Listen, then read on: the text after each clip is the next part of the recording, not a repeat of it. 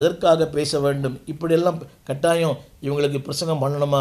இல்லை அன்பானவர்களே, ஊழியர் கூட பார்க்கிறோமே, ஊழியன் பேசுகிறான், மற்ற ஊழியர் கால் மேல் கால் போட்டுக்கொண்டு அவர் எல்லாம் தெரிந்த ஞானியைப் போல் இருக்கிறார். என்னை கேட்டுக்கொண்டிருக்கிற அன்பு ஊழியர்களே, ஸ்டில் டீச், தொடர்ந்து பிரசங்கம் பண்ணுங்கள். தமிழ் விடயத்தில் அந்த வார்த்தை வெளியிடப்பட்டிருக்கிறது, அவன் ஜனத்துக்கு அறிவை போதிக்கிறான். இன்னவர் ஸ்டாப் இட். அன்பானவர்களே, பாராட்டுகள் இல்லை, யாரும் புகழ்வதில்லை, யாரும் நம்மை குறித்த விமர்சனங்களை, அதாவது தவறான விமர்சனங்களை சொல்லுகிற மக்கள் ஏராளம். ஒரு சின்ன தவறு, அதற்கு ஒரு கமெண்ட்ஸ், ஒரு சின்ன எழுத்துப்பிழை, அதற்கு ஒரு கமெண்ட்ஸ், நல்லது தான்.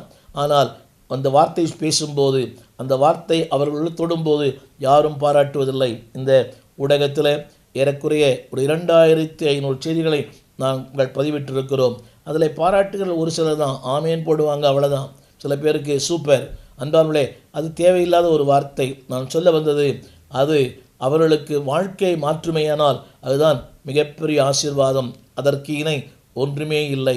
எனவே என் அன்பு ஊழியர்களே, டோன்ட் கிவ் அப். உங்களுடைய அந்த பிரசங்க ஊழியத்தை, அளவிட்டால் உங்களுடைய அர்ப்பணத்தை, வேதத்தை ஆராய்ந்து பார்ப்பதை விட்டு விடாதிருங்கள். ஜனங்கள் என்றைக்கும், இன்றும் அல்ல அன்றும் பாராட்டினில்லை, இன்றும் பாராட்டப் போவதில்லை. உலகத்தின் பாராட்டுகள் தேவையில்லை.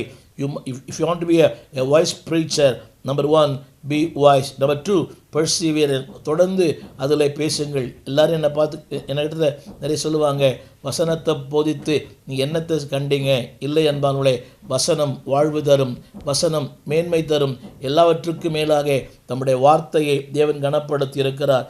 அநேக ஊழியர்களை பார்க்கிறேன், ஏதோ வந்தது 4 வார்த்தை பேசினது, அதில் ரொம்ப அதாவது பல இடங்களுக்கு போய் அந்த பிரசங்க நேரத்துக்கு தான் மேடைக்கே வரார். அவர் எங்கே போவார், எங்கே வருவார். இதில் வேறு பெரிய பெருமை, நான் 3 சபைகளிலே பேசுகிறேன், ஒரு சபையில் ஒழுங்காக பேசினா போதும். அன்பானவர்களே, அந்த நேரத்தில் வந்து அவர் என்ன பேசுகிறார், அதிகமான டென்ஷன் வேறு, நேரம் கடந்து விட்டது, என்ன பிரசங்கம் பண்ணுறதே ஒன்றும் புரியல. Be wise. நேரத்தோடு உங்கள் ஆலயத்தில் வருங்கள், நேரத்தோடு முடியுங்கள், மிகுந்த ஞானமாய் பேசுங்கள். அன்பானவர்களே, உங்களுக்கு ஒன்று தெரிய வேண்டும், எனக்கு முன்னாலே அமர்ந்திருக்கிறவர்கள் என்னை விட ஞானவான்கள், எனக்கு முன்னாலே அமர்ந்திருக்கிறவர்கள் என்னை விட மேன்மை உள்ளவர்கள். இந்த தொலைக்காட்சியிலே நான் பேசும்போது இந்த புரிந்து கொள்ளுதலோடு கூட, இந்த உணர்வோடு கூட பேசுகிறேன். There are people who are more intellectual than me. என்னை விட படித்தவர்கள், பாண்டித்யம் பெற்றவர்கள், அறிவாளிகள், வேதத்தில் மிகுந்த ஆழ்ந்த அனுபவம் உள்ளவர்கள், என்னை விட மிகுந்த அனுபவசாலிகள் உண்டு. ஆனாலும் அன்பான ஊழியர்களே, பெர்சிவியரன்ஸ், தொடர்ந்து நீங்கள் எதை பிரசங்கம் பண்ணுங்களோ அதை பிரசங்கம் பண்ணுங்கள். Don't compromise.